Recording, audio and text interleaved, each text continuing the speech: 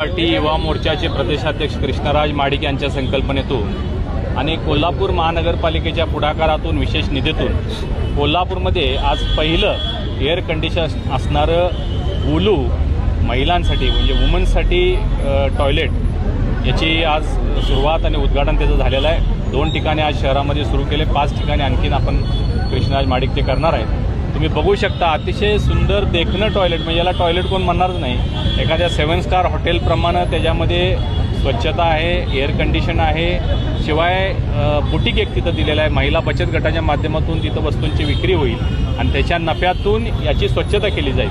हे अतिशय शहरातलं गजबजलेलं ठिकाण आहे। लाखो भाविक, लाखो पर्यटक, लाखो खरेदीदार मार्केट असल्यामुळं इथं येत असतात। कोल्हापूर शहरामध्ये यापूर्वी एकही पब्लिक टॉयलेट महिलांसाठी नव्हतं। हे पहिलं टॉयलेट या ठिकाणी होतं आहे आणि खूप सुंदर देखणं झाल्यामुळं मला त्याचा अभिमान आहे।